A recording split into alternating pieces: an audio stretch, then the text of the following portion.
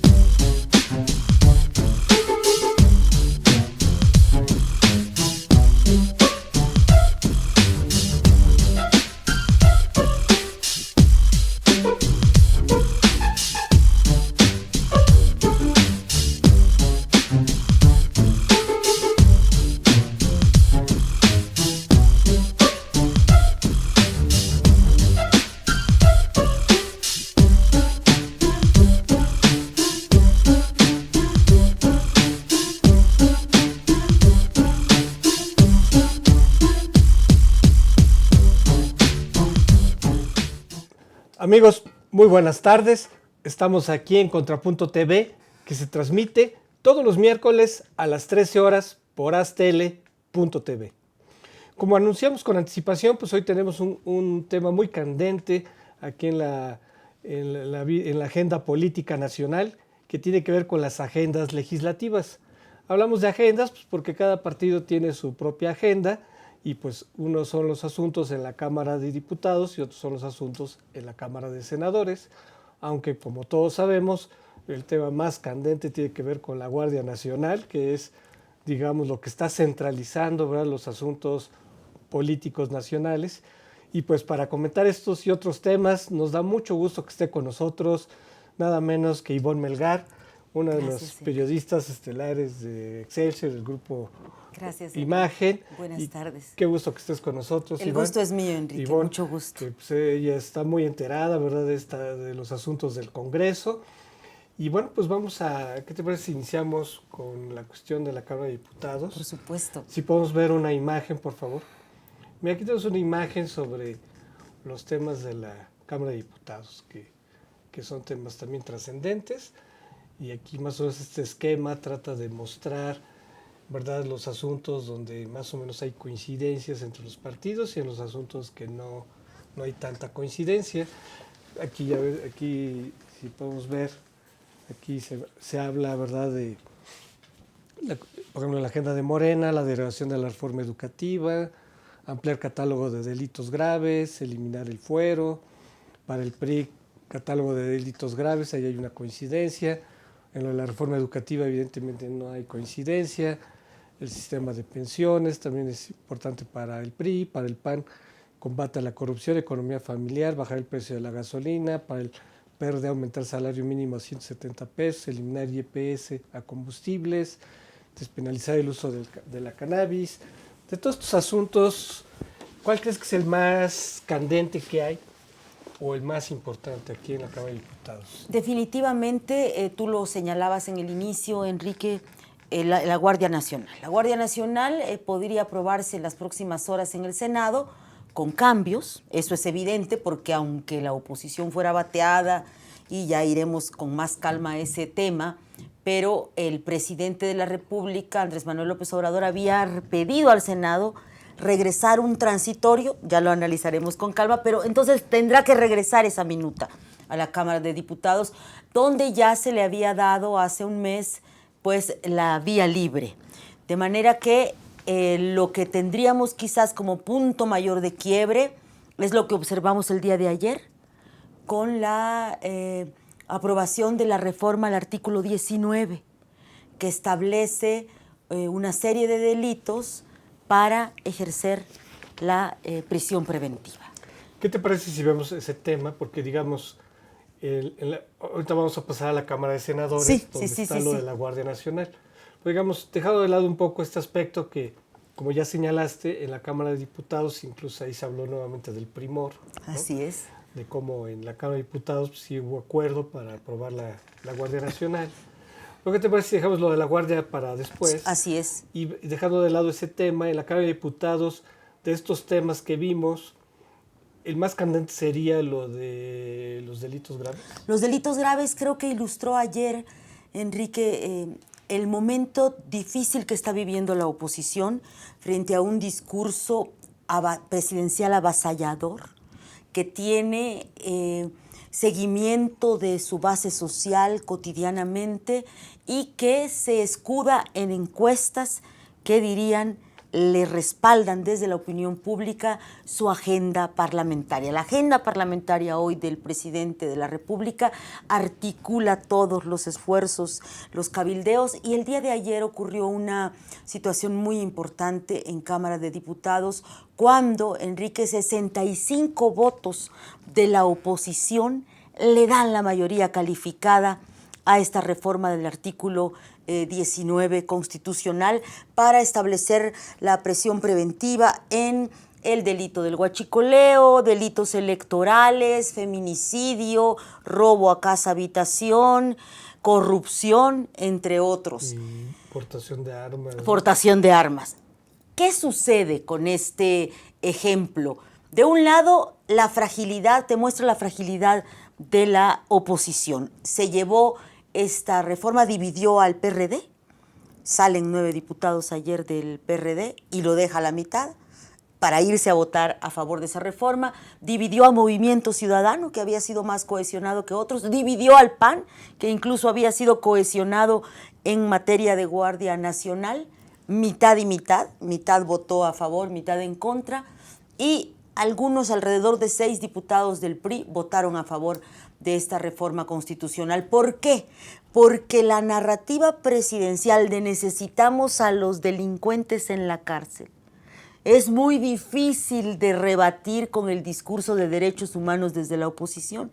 Entonces, muchos legisladores de los distritos con mayor grado delictivo y violencia criminal se vieron obligados a votar en favor de esta reforma porque no pueden quedar mal con sus electores o con sus poblaciones, además del factor gobernadores, Enrique, y fiscales estatales que habrían estado presentes tras bambalinas el día de ayer en Cámara de Diputados para forzar esta elección. 65 votos del PAN, PRD, Movimiento Ciudadano y PRI le dieron la mayoría calificada a Morena, pues configurándote el nuevo escenario legislativo muy favorable para el gobierno. Claro, es un retroceso en relación con lo que es el sistema penal acusatorio. Definitivamente. Que justamente, y aquí, fíjate, aquí hicimos un programa vino un magistrado, para exponernos en qué consistía el sistema penal y por qué pues era un avance en relación con quitar pues algunos delitos que fueran motivo de prisión preventiva, ¿no? Porque era, de alguna manera, es encarcelar a alguien sin todavía saber haberlo juzgado. Sin haberlo juzgado, ¿no? Y fíjate, aquí hay una cuestión bien interesante, ¿no? Porque yo le pregunté, bueno, es que hay unas cosas que pues, a lo mejor es difícil de entender, ¿no? Le decía la aportación de armas, ¿no? Que pues, si alguien agarran con armas de fuego, ¿no? Y no tiene permiso y son de uso exclusivo del ejército y demás, pues lo más seguro es que sea delincuente, ¿no? O sea, entonces, ¿cómo es que este delito ya no era prisión preventiva, ¿no? Y bueno, ahora por los cambios que ahora se hicieron, sí lo es otra vez, ¿no? Sí. Y te voy a decir cuál fue la respuesta de él. Pues dice, justamente las mayores denuncias que tenemos es gente que le sembraron armas, ¿sí? De fuego para poderlo meter a la cárcel, ¿no? Entonces nos dio un porcentaje, como 60%, 70%, ¿no? De gente que era inocente, le sembraron armas y como era delito grave, entonces prisión preventiva, ¿no? Y entonces esa fue la razón por la cual se le había quitado ese carácter de grave A la aportación. Exacto. ¿Por qué? Porque el sistema penal acusatorio, además de poner el énfasis en la cuestión de que la presunción de inocencia, ¿no?, era obligar a investigar, ¿sí? Que obligara que la policía de investigación, ¿no?, de que no te declaren, que no te siembren armas, sino que investiguen si efectivamente tú las traías, ¿no? Claro. O si te las sembraron, ¿no?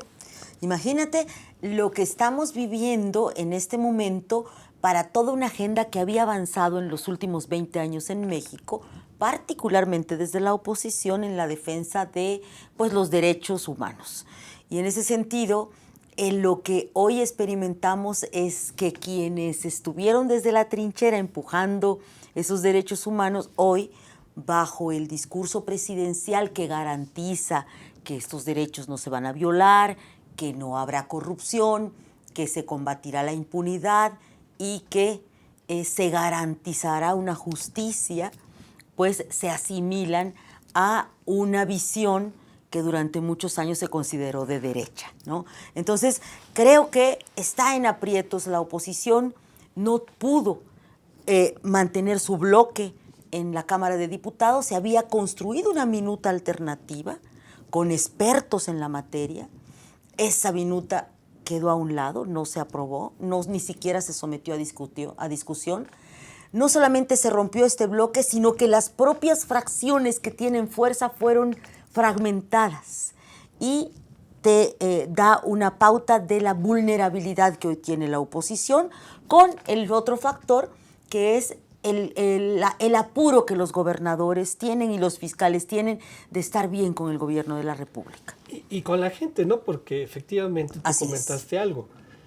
Es muy popular, pues, la vieja visión de que hay que meter a la cárcel, ¿no?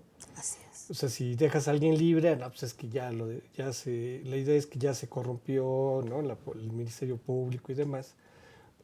El nuevo sistema implicaba un cambio cultural, ¿no? Tratar de enfatizar en todo caso la reparación del daño. Así es.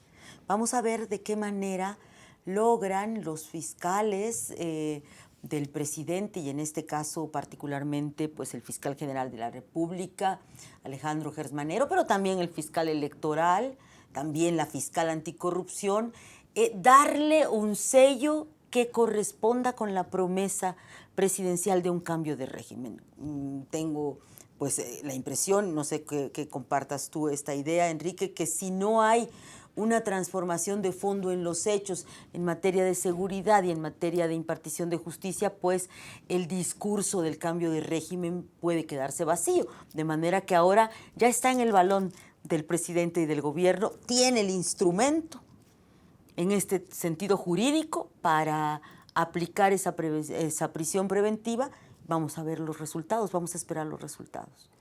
Y pues estaríamos esperando que también hubiera una reforma penitenciaria, ¿no? Porque si vamos a enfatizar en el viejo enfoque de meter a la cárcel, pues que no se vuelvan a universidades, que no se sigan como universidades del crimen, ¿no?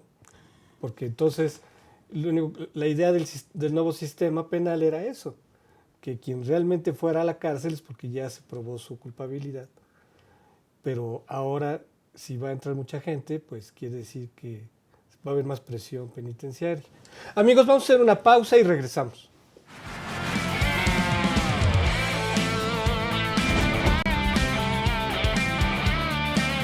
Aztele.tv.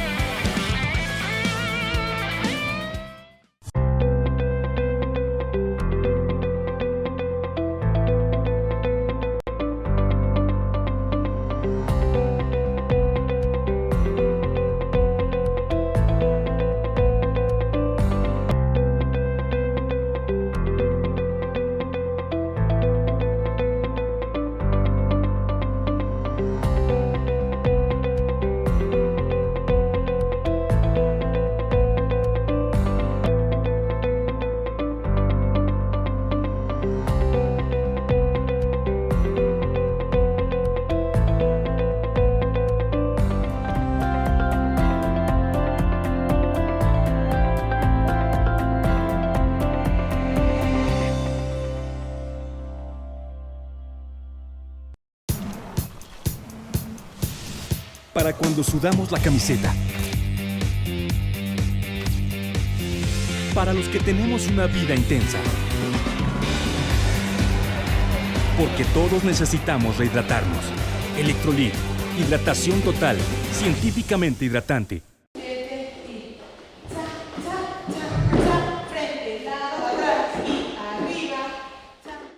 Para mí el baile es como una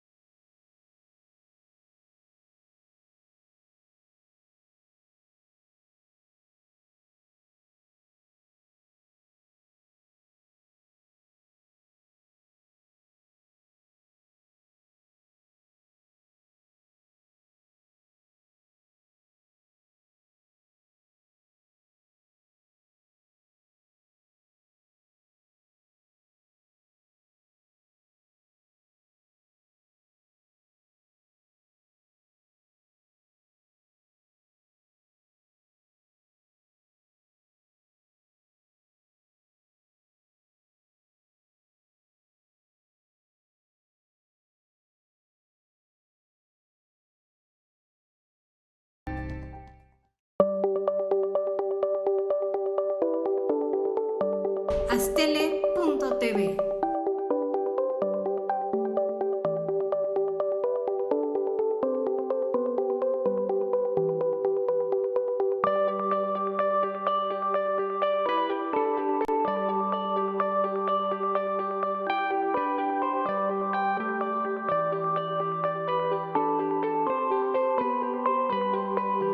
Astele.tv.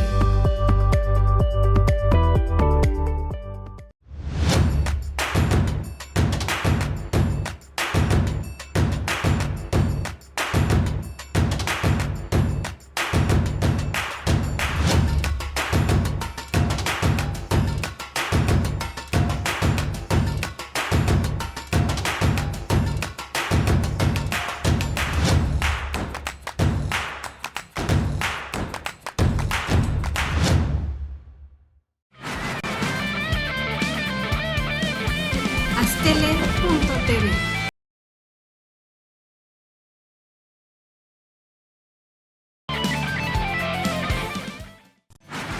Una reacción. Amigos, estamos de regreso aquí en Contrapunto TV. ¿Podemos ver la siguiente imagen, por favor? Mira, aquí tenemos la cuestión del Senado, ¿no? Creo que todos los ojos están puestos en el Senado, porque hay distintos asuntos. Naturalmente está aquí la Guardia Nacional, ¿no? Revocación del mandato, regulación de uso lúdico de la marihuana, ¿no? Que son temas prioritarios para Morena, igual para el PAN, seguridad pública y justicia, política exterior, combate a la corrupción. El PRI también tiene a la Guardia Nacional como un asunto pendiente, temas en materia energética, educativa y laboral. Creo que ya lo comentábamos al principio, el asunto de la Guardia Nacional es un tema que está muy candente. Si podemos ver la siguiente imagen, por favor. Justamente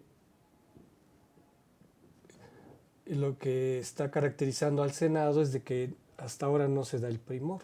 Así es, efectivamente. Ver, tú que conoces bien cómo está el asunto en el Congreso en general, ¿por qué en la Cámara de Diputados sí se pudo dar el primor así como de una manera muy fácil? ¿Y qué está pasando en el Senado? Es interesante, habría que hacer quizás un análisis más a profundidad de los liderazgos parlamentarios que están en cada una de las cámaras. Pero de entrada el primor se da con Guardia Nacional por la presión de los gobernadores, de figuras de legisladores que quizá no tienen todavía la robustez biográfica que les permita marcar una raya frente a la presión del mandatario estatal, en contraposición con una bancada pequeña del PRI en el Senado, pero muy experimentada. O sea, hay una Vanessa Rubio, que fue subsecretaria de Hacienda, la segunda de a bordo de José Antonio Meade. Está como coordinador Miguel Ángel Osorio Chong, que fue secretario de Gobernación, gobernador de Hidalgo. La presidenta del PRI es senadora Claudia Ruiz Massieu, ¿no? Y varios que lo acompañan, como Manuel Añorbe, que fue alcalde en Guerrero, en Acapulco, muy cercano a Manlio Fabio Beltrones, la hija de Manlio Fabio Beltrones, Silvana Beltrones. Es una bancada interesante, formada, capaz, que ha podido, yo creo, vislumbrar que su papel histórico, Enrique, es capitalizar la escasa oposición. Si eso no se hace desde el Senado, no habrá dique de contención, al menos en el primer arranque del sexenio, para un estilo que ya se empieza a denominar como hiperpresidencialismo. ¿Qué pasa? Que los números sí le dan a la oposición en el Senado.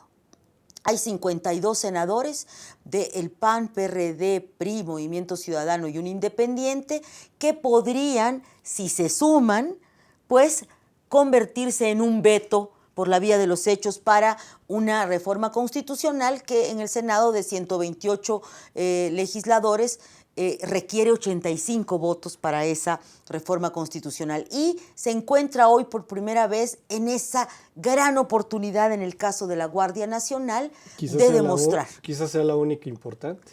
La única importante con la dificultad ya establecida que en nuestra primera parte de la conversación, de cómo comunicarle a la población la necesidad de limar las aspas militarizantes de esta Guardia Nacional, que es al final lo que podría lograr la oposición, quitarle esas aspas excesivamente militares y edulcorarlas de alguna manera con visos civiles, bajarle a la temporalidad de la presencia de las Fuerzas Armadas en operativos de seguridad, ponerle un límite y darle corresponsabilidad y compromiso a los estados para que puedan depurar sus cuerpos policíacos como parte de la reforma que crearía la Guardia Nacional. Entonces yo creo que estamos en las horas claves, en las horas definitorias de estas cuatro fuerzas, Enrique, que son fundamentales para poder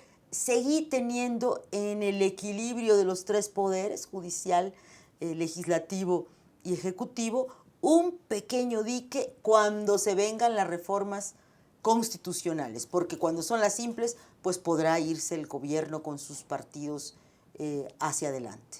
Sí llama la atención que en el Senado se logró conformar este bloque opositor y en la Cámara de Diputados va en sentido totalmente contrario, ¿no? Cada vez se está balcanizando más la oposición. Así es. Esta pues, virtual desintegración de la bancada perredista, ¿tú la atribuirías justamente a la cuestión de la Guardia Nacional? A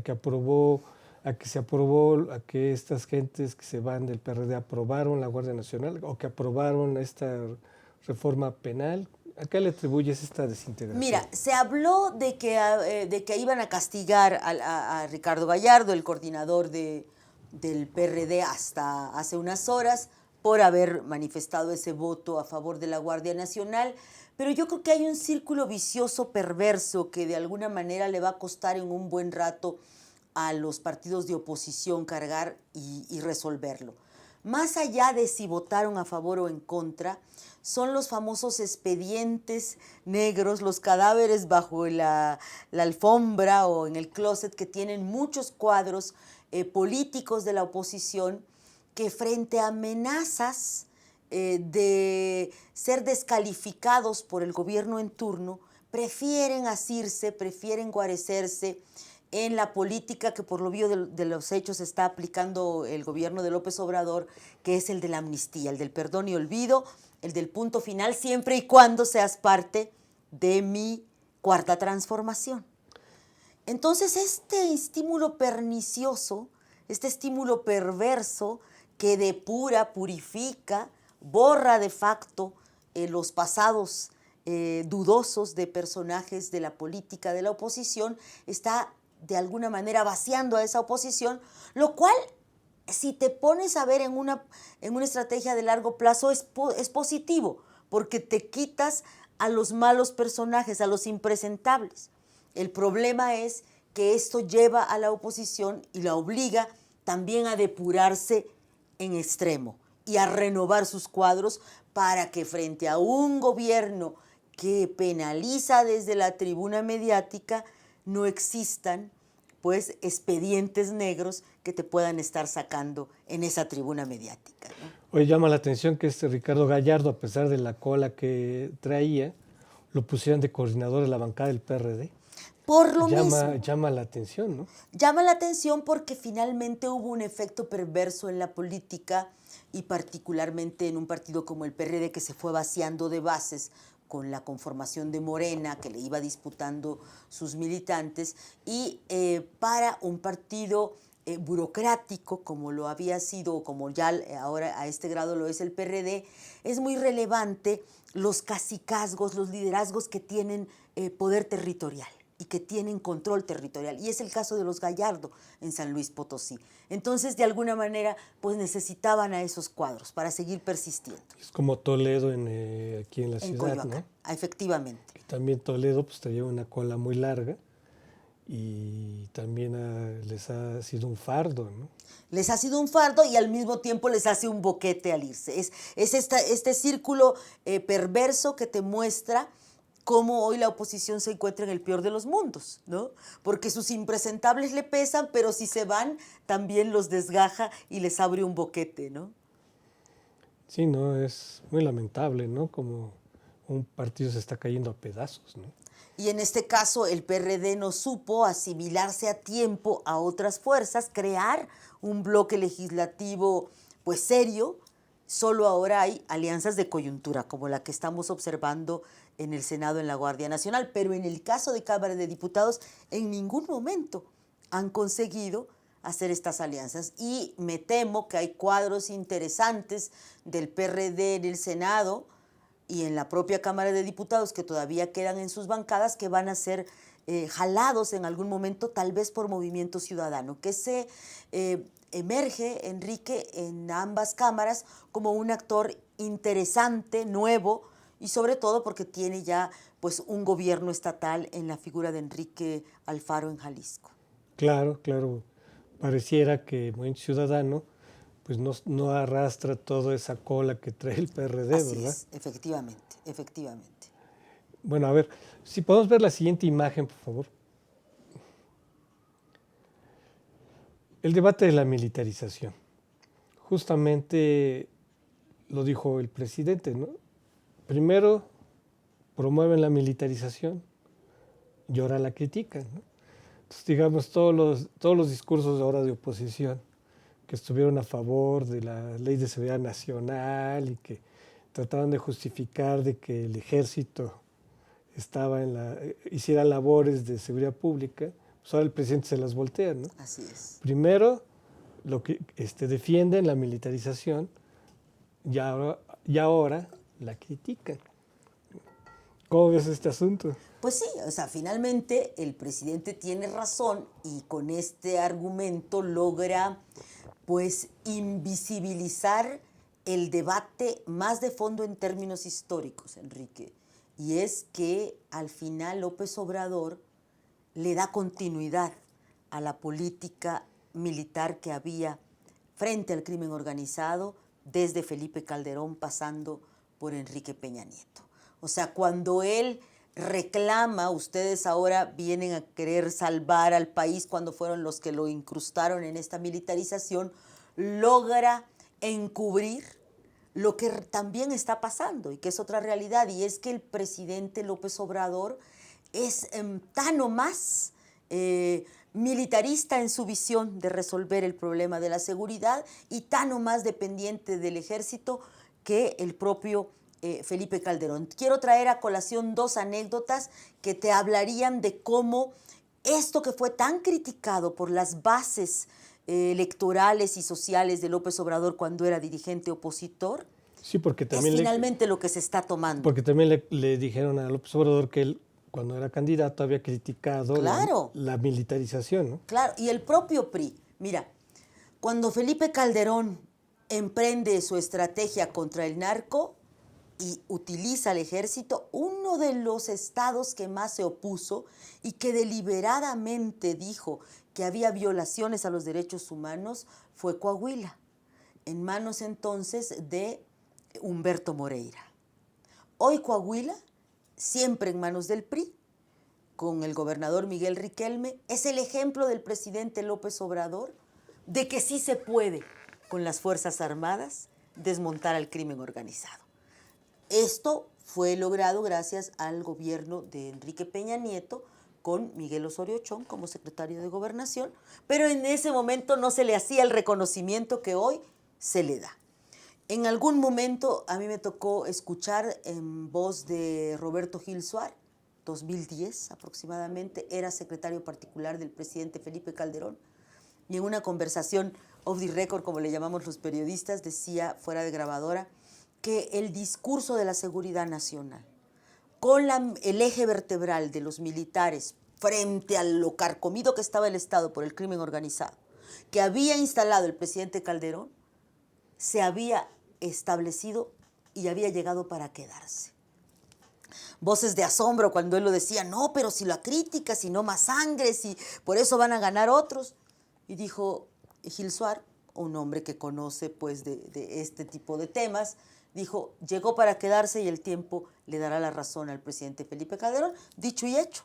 Ahora la correlación de los discursos políticos no es favorable para que se reconozca que Calderón tenía razón, pero al final el presidente López Obrador ha asimilado el discurso militarista que tenía Felipe Calderón, con la diferencia de que López Obrador sí le regatea a la agenda que tenía el calderonismo la necesidad de depurar y profesionalizar los cuerpos policíacos. Pero hoy por hoy la narrativa y la base social de López Obrador le permite exaltar el uso de la fuerza militar como no lo habíamos vivido desde los tiempos después de 1968, cuando pues en México se sataniza por obvias razones después de la masacre del 2 de octubre, pues las fuerzas militares, ¿no? Porque además es popular, o sea, el uso del ejército es algo que la gente ve bien. Claro. O sea, si se hiciera un plebiscito, referéndum, lo que sea, una consulta, la gente aprobaría que el ejército siga asumiendo tareas de seguridad pública, porque la gente confía en el ejército y lo ve cuando llega el ejército a alguna ciudad de provincia, pues los ven como salvadores, ¿no? Claro. De que si está el narco, de hecho cuando ya se sabe que va a llegar el ejército, el narco se repliega, ¿no? Y le deja la plaza al ejército, ¿no? Sin embargo, en el caso de Felipe Calderón, si quieres con los experimentos pues, exitosos de Ciudad Juárez, intervención militar en operativo de seguridad, o el caso de Nuevo León, intervención militar en seguridad, no hubo un cobijo ni legislativo, ni de la opinión pública, y menos del llamado Círculo Rojo, para reconocer que había viabilidad. Por el contrario, las campañas mediáticas, si tú las recuerdas, fueron la de no más sangre, ¿no? Descalificando y subrayando la letalidad de la intervención militar. Entonces, lo que está aprovechando hoy el gobierno del presidente López Obrador es su alta popularidad, la fuerza de su palabra en la opinión pública para hacer positivo lo que hasta hace poco era descalificado y negativo.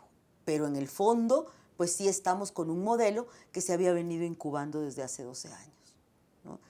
¿Cómo podrán los opositores quitarle las aspas más militares? Porque el riesgo, Enrique, a decir de los constitucionalistas, de los expertos en las convenciones internacionales y de los propios morenos críticos, poquitos, pero una Tatiana Cloutier, por ejemplo, lo habría dicho en las audiencias públicas, el riesgo es que el próximo presidente pues tenga que requiera o necesite en este país el aval y el reconocimiento, el visto bueno de las fuerzas militares, o que empiecen a tener un poder político los militares, dado el diseño de esta Guardia Nacional. Amigos, vamos a hacer una pausa y regresamos.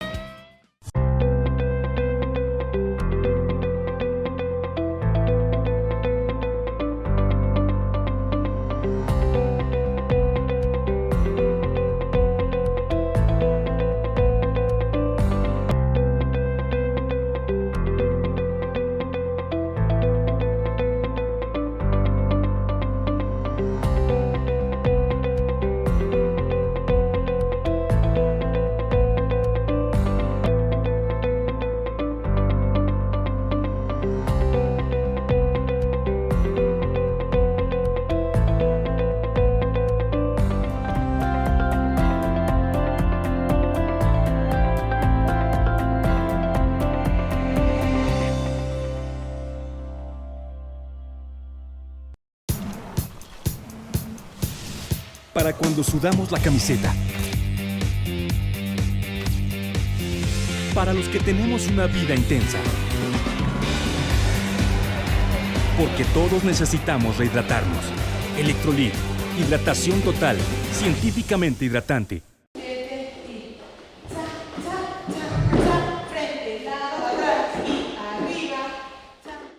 Para mí el baile es como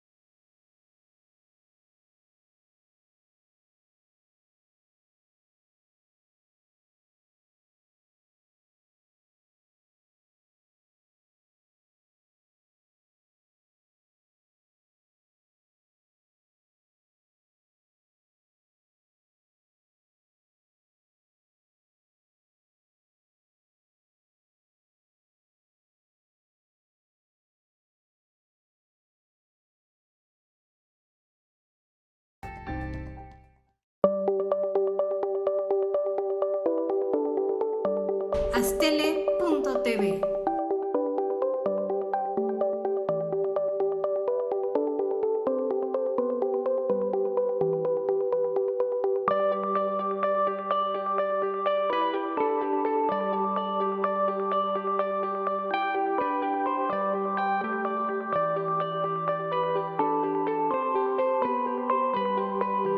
Astele.tv.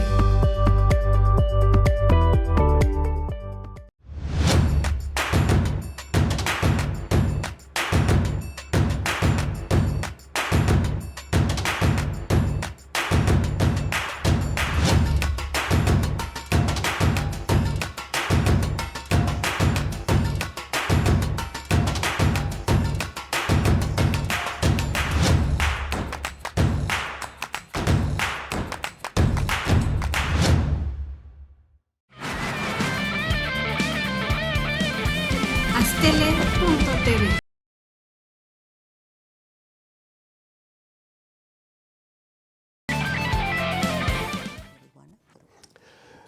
De regreso, amigos, aquí en Contrapunto TV. Ya llegamos al punto central de todo. Estamos viendo lo de la Guardia Nacional, la cuestión de la militarización que está tanto en boga. Comentaba aquí off the record con Ivonne que un aspecto que no se ha señalado poco, que quienes finalmente son los mayores responsables de la militarización son los cárteles, que son los que tienen más poder de fuego, más movilidad, más conocimiento del terreno, más dinero, cada vez con estructuras más complejas, que como se han descabezado, pues como que se han ido clonando en otras organizaciones, en fin. Yo no sé hasta qué punto la Guardia Nacional puede enfrentar esto, Ivonne. ¿Hasta qué punto la va a enfrentar? ¿Cuándo la vamos a tener? Porque hay que recordar que Alfonso Durazo, secretario de Seguridad y Protección Ciudadana, le dice a sus excompañeros del Senado de Morena, PT y PES que ya conformada la Guardia Nacional, si se aprueba la reforma constitucional, en 4 años, dijo, vamos a estar al tú por tú con el narco. Son frases, Enrique, que se contradicen con un discurso presidencial que ha optado por dar por terminada la guerra contra el narco, decir que no va a ser leña del árbol caído cuando hace alusión y referencia a Guzmán, el Chapo, a Joaquín Guzmán Loera, el Chapo Guzmán, cuando habla de que se puede desarticular toda la red del sicariato juvenil a través de oportunidades sociales. Entonces estamos todavía, yo creo, en un terreno movedizo, porque tenemos este crimen organizado que, como tú bien lo dices, está mejor armado, lo reconoce Alfonso Durazo cuando dice vamos a estar al tú por tú dentro de 4 años, es decir, casi al final del sexenio, y tenemos otras piezas del rompecabezas que nos hablan en la Estrategia Nacional de Seguridad, que todavía está en manos del Senado, va a tener que ser avalada, pero finalmente es como un acto de cortesía, que nos habla de punto final, de amnistías, de perdón y olvido, de reinserción de los criminales o de algunos bases sociales de estos criminales. Entonces, no conocemos el otro componente, no sabemos hasta dónde va a llegar esta oferta, pero por la vía de los hechos es muy importante escuchar al presidente que dice, para mí no hay guerra contra el narco. Es decir, él quiere la Guardia Nacional, quiere desplegarla en los municipios con mayor violencia, pero de facto dice que no va a enfrentar a esas cabecillas del crimen organizado. Entonces, no tenemos todavía claridad hacia dónde vamos, ¿no? Sí, porque yo veo estas soluciones, yo ya las veo muy, francamente, ya muy cavernícolas. Cuando ya el combate a estos cárteles, ¿no crees que tendría que ser algo más tecnológico, más financiero, más de información? O sea, a mí me hubiera gustado más una guardia informática, una guardia cibernética, partir lo que era la plataforma México, ¿no? O sea, integrar bases de datos, o sea, aprovechar que se está tú mencionaste lo del hiperpresidencialismo, ¿no? Aprovechar que hay una centralización de muchos procesos. Así es. Para poder tener bases de datos integradas y poder realmente ir compartiendo información y usar más, y recurrir más al uso de la tecnología y de la cuestión financiera y ya no caer tanto en estas salidas de guerras de soldaditos, que me da la impresión que ya es de otra etapa, ¿no? Fíjate que tocas un punto fundamental. A mí me había parecido que era de mucha relevancia la designación de Santiago Nieto en la Unidad de Inteligencia Financiera en la Secretaría de Hacienda, porque pensaba, como tú, que se iba a seguir la pista del dinero, la famosa pista del dinero a la delincuencia organizada y pues ahí empezar a desmontar lo que también nos ofrecieron con el peñismo, que no se logró, ¿no? Sin embargo, los esfuerzos de Santiago Nieto, exfiscal electoral, se han concentrado en perseguir a presuntos responsables del huachicol y al presidente de la Comisión Reguladora de Energía. Hasta hoy, pues en el caso del narcotráfico y del crimen organizado, diferente al huachicol, no tenemos ninguna referencia por parte de la unidad de Santiago Nieto y tampoco queda claro. Fíjate, tú mencionabas en la agenda de la Cámara de Diputados, regulación del consumo de la marihuana para fines recreativos y de salud. Está en la agenda, lo impulsó particularmente Porfirio Muñoz Ledo, presidente de la Cámara y morenista, decía que es muy relevante, pero tú escuchas en las mañaneras, en las conferencias del presidente en Palacio, que él va a emprender una campaña para que no consuman drogas, los jóvenes. Entonces, no termina de quedar clara cuál es la vértice central de esa estrategia, ¿no? Bueno, eso no sería malo si lo acompañas de otras cosas, ¿no? Porque si vas a legalizar algo, pues hay que campañas preventivas justamente para informar a lo que implica el uso de la marihuana, ¿no?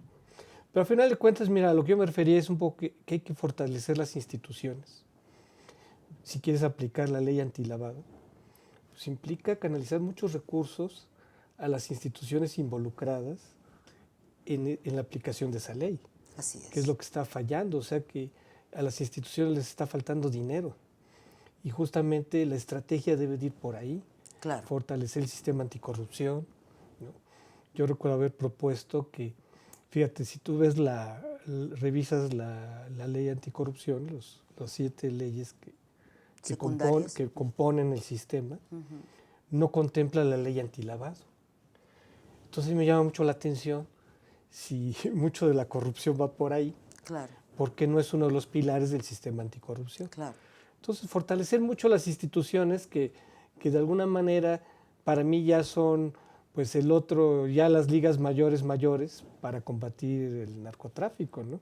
Sí, yo creo que ahí va a ser muy importante que la oposición, aún en minoría, mantenga sus agendas y en ese caso creo que la han encontrado, ¿no? Muchos tienen sus puntos buenos para enfrentar el déficit que podría tener el gobierno federal, pero no tienen ni el poder político, ni la mayoría, ni nuevos liderazgos. Yo estaría quizá pensando que estamos ante un Congreso, Enrique, que lo que va a tener que hacer es curtir, forjar y generar nuevas figuras, a ver quiénes sobreviven de esta hegemonía morenista y sobre esa base, pues, pensar que son figuras que en un futuro inmediato podrían estar construyendo nuevas alternativas. Por ejemplo, me llamaba la atención que el PRD tiene muy bien apuntalado el asunto de ir contra la pederastia y sin embargo no tiene los números ya.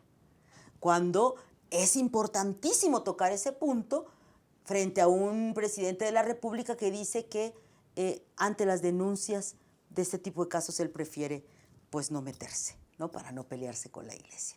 Entonces, creo que hay muchas dificultades para la oposición para avanzar, pero tendrá que buscar los nichos concretos para ir encontrando estos vacíos institucionales que tú señalas. Pues hacer propuestas concretas, ¿no? Yo tampoco en la oposición veo realmente muchas alternativas, ¿eh? Yo nomás veo que, por ejemplo, la Guardia Nacional, ¿no? Porque si es mando civil o mando mixto, la verdad se me hace intrascendente eso, porque a final de cuentas, lo que yo pondría en cuestionamiento es lo de la Guardia Nacional como tal. O en todo caso, vamos a suponer que hagas la Guardia Nacional, está bien que se haga la Guardia Nacional, pero para mí no debería ser el eje del combate del narcotráfico, del crimen organizado, que ya está en otros niveles superiores, ¿verdad?, a la cuestión meramente militar. Sí. Porque ellos ya operan en otros niveles, más tecnológicos, más financieros. Entonces lo que tendría que la oposición hacer es, por ejemplo, fortalecer una agencia de lo que era el CISEN, lo que va a sustituir al CISEN, eso hay que fortalecerlo. Claro. Porque el manejo de la información es fundamental en todo esto. Así es. Y requiere mucho dinero para tecnologías de punta que permitan pues, todo lo que se ve en la televisión, ¿no? De cómo se pueden hackear los sistemas de video, ¿verdad? Y cómo se puede monitorear toda la sociedad, ¿no? Y de esa manera una sociedad que puedas tú monitorear y que hasta hace poco pues, ya puedes ver los crímenes que se están dando en las calles, ¿no? Pero ya hacerlo de un modo ya más sistemático, más integral a nivel nacional. Todas esas grandes tecnologías que hay, se requería invertir el dinero en eso. Así es, e irle apuntalando y señalando al gobierno de la República esos vacíos institucionales que bien subrayas. Por ejemplo, le preguntaban hoy al presidente si era real el dato de alto al secuestro, de que se había incrementado este delito en 50% en el mes de enero, y la respuesta del presidente de la República fue que no tenía la información, que quizás sí, pero no tenía la información, cuando sabemos que previo a su conferencia matutina en Palacio, tiene una reunión con el Gabinete de Seguridad. Entonces, ¿cuáles van a ser los indicadores y la referencia de que se está enfrentando el fenómeno delictivo? Ahí creo que la oposición, esperemos que también tenga su curva de aprendizaje de cómo ejercer su papel de contrapeso desde el Congreso en esta nueva realidad del poder político, gubernamental, ¿no? Claro. Y bueno, pues no sé, alguna conclusión de todo esto, ¿a dónde crees que va, pasado esto de la Guardia Nacional, que yo creo que ya es cuestión de días? Así es. ¿Qué crees que sea lo más candente después de este asunto? Definitivamente la reforma educativa.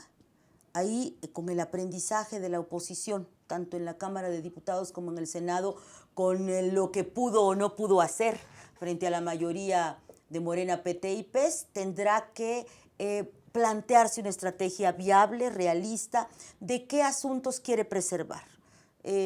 Creería yo que si realmente estamos en esta sintonía que tú muy bien describías, Enrique, de defender las instituciones, me da la impresión de que la mejor aportación que podría hacer la oposición en ambas cámaras es garantizar la permanencia del Instituto Nacional de Evaluación Educativa, que en la propuesta de proyecto de reforma del presidente de la República está eliminado ese instituto de investigación educativa. Entonces, el garantizar algunos aspectos de esta reforma, de esta contrarreforma, en esta contrarreforma, y evitar que queden en manos de gremios y de prebendas que se habían eliminado con la reforma ahora pues ya decretada como finalizada. ¿no? Yo creo que esa va a ser la otra gran batalla, aunque me temo que va a pasar sin ningún problema.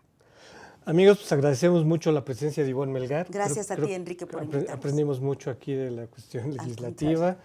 Y pues los invitamos para el próximo miércoles para analizar otra cuestión candente de la política nacional o internacional. Hasta la próxima. Buenas tardes.